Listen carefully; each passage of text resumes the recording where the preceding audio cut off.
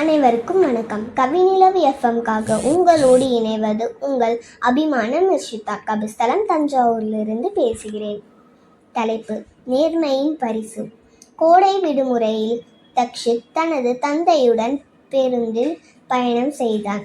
பேருந்தில் இருந்து இறங்கும்போது ஒரு கருப்பு நிற பை ஒன்று இருப்பதை கவனித்தான். அதை திறந்து பார்க்காமல் உடனே நடத்துனரிடம் கொடுத்தான்.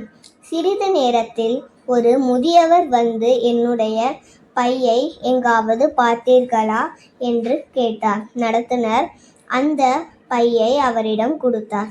பையை திறந்து பார்த்த முதியவர் அதில் இருந்த பணமும் முக்கிய ஆவணங்களும் அப்படியே இருப்பதை கண்டு நிம்மதி அடைந்தார்.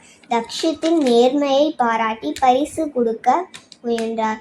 ஆனால் தக்ஷித் புன்னகையோடு, இது என்னுடைய கடமை, பிறர் பொருளை உரியவரிடம் சேர்ப்பதுதான் சரி என்று கூறினார். அதை கேட்ட அனைவரும் பாராட்டினர். நடத்துனர், இப்படிப்பட்ட குழந்தைகள் தான் சமுதாயத்தின் உண்மையான செல்வம் என்றார். நேர்மை சில நேரங்களில் உடனடியாக பரிசு தராமல் இருக்கலாம். ஆனால் அது வாழ்நாள் முழுவதும் மதிப்பையும் நம்பிக்கையும் பெற்றுத்தரும். நன்றி, வணக்கம். பேச வாய்ப்பு கொடுத்த கவிநிலவு எஃப்எம்க்கு என்னோட மனதார நன்றிகளை தெரிவித்துக் கொள்கிறேன்.